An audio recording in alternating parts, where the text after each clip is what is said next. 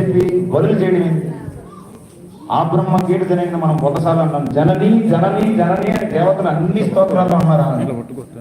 అలాంటి జనని తన బిడ్డే జంతువు కూడా దాన్ని చంపి ఏ ఆచారం అయినా సరే అది కౌలాచారంలో ఉంటుందండి. నాకు తెలియని కౌలాచారాలు ఎవరికి తెలియదు. దక్ష సమయ కౌల వామాచారాలు 3, 4 వాటిని ఎలా చేయాలో వాటికి ఉన్న మంత్రాలు ఏంటి బయట టీవీలో కనిపించేవాడు కనీసం ఒక పుస్తకంలో ఒక పేజీ తెలుసుకోవచ్చు. మాకు సారం మంత్రం చెప్పారు మా గురువు. ఎక్కడా అసలు ఒక్క జీవిని హింస పెట్టమని అమ్మవారి నోటితో చెప్పింది లేదే, మహర్షులు చెప్పింది లేదు. న్యాయంగా ఒక జీవితానికి అది పనిచేయదు. ఇప్పుడు ఒక హోమం పనిచేయలేదు, ఒక పూజ పనిచేయలేదు అంటే ఎవరికి నష్టం అమ్మా? నేను చెప్పాను మీకు ఒకటి, ఏదో మీరు డబ్బులు ఇచ్చారు, నేను డబ్బులు వేసుకొని పోయాను, అది పనిచేయలేదు, మీరు ఎవరిని తిడతారు? పూజలు లేవు, ఏమీ లేవు, అన్ని మోసాలు. ఎవరిని అంటున్నారు మీరు? మాట అంటారు. ఎవరిని అంటున్నారమ్మా?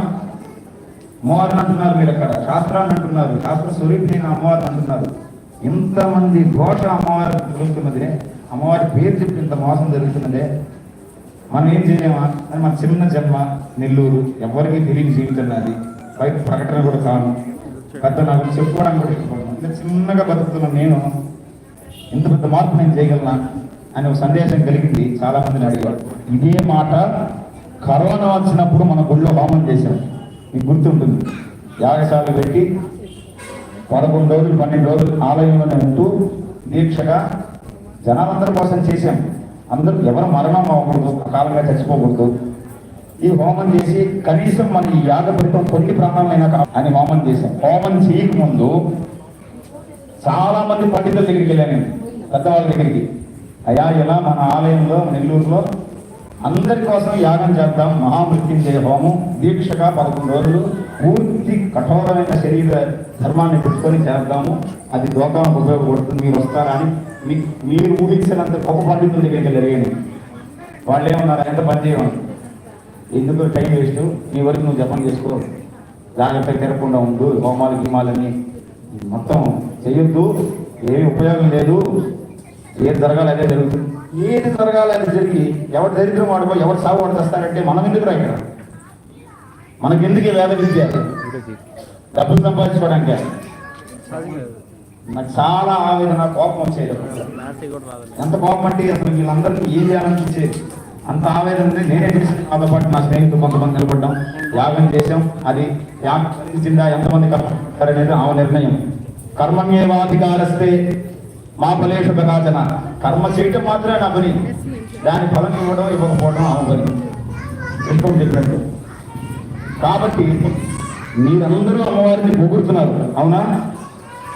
మిమ్మల్ని అమ్మవారు రక్షిస్తుందా లేదా? మనసుకి ఎవరికైనా అమ్మవారిని మమ్మల్ని రక్షిస్తుంది, అమ్మవారు చేయొద్దు. నిజంగా మనసు వెంట ఇంతమందిని అమ్మవారు రక్షిస్తుంది అని మీరు నమ్ముతున్నారు కదా. ఆమె అంటుంటే దాన్ని చేస్తుంటే మనం కాపాడుతుందా లేదా? ఉన్నదా? నేను ప్రయత్నం మొదలుపెట్టి ఏంటి అనేది నాకు సంబంధం లేదు. ఈ ప్రయత్నంలో మీరందరూ కూడా నాకు తోడు ఉండాలి. ఉంటారా? మనం ఏం చేయగలం అది చేస్తాం. అది చేసిన పుణ్యమే. ఉదయం అమ్మవారు బలి కోరదు అని ఒక్కడు నమ్మిన, ఇంకొక జంతువు ఇబ్బంది పడదు, ఇంకొకటి మోసపోదు. ఎవరు మోసపోకుండా అమ్మవారిని నిజంగా నమ్మాలి, సత్యాన్ని తెలుసుకోవాలి, ధర్మాన్ని, వేదాన్ని కాపాడడానికి పీఠాధిపతులు మఠాధిపతులు ఉన్నారు, పురాణాలు కాపాడడానికి ఉన్నారు. కానీ అమ్మవారి విద్యని ప్రత్యేకంగా కాపాడే వాళ్ళు ఎందుకు లేదంటే ఆమె విద్య చాలా గొప్పది. ఆమె విద్యలోకి వెళ్ళిన వాడు ఇంకేమో సుఖంగా ఉండిపోతాడు. వాడు సుఖంగా ఉంటే ప్రపంచాన్ని వదిలేస్తాడు. కాబట్టి అమ్మవారే నాకు నిర్ణయం ఇచ్చిందని నేను అనుకుంటున్నాను, ప్రయత్నం చేస్తున్నాను. మీరందరూ కూడా నిలబడతారని ఆశిస్తున్నాను. ఫస్ట్ కుటుంబం నెల్లూరే, తర్వాత మిగతా ఎక్కడ ఎన్ని చోట్ల నాకు ఎంతెంతో పెద్ద గుళ్ళల్లో రమ్మన్నారు. ఒకరైతే స్వామి మీరు మా కుటుంబానికే పూజ చేయండి, మీకు ఎన్ని లక్షలు కావాలో నెలగా నేను ఇచ్చేస్తాను, ఎక్కడికి పోవద్దు, నాతో ఉండడం చాలు అని పెద్ద పెద్ద వాళ్ళు అడిగారు.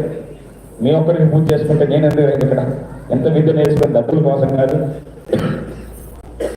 వేరే దేశానికి రమ్మా, ఏ దేశానికి పోను, ఎవరి దగ్గర దాసోహం అండి ఒక తల్లి దగ్గర తప్ప నా తల ఎవరి దగ్గర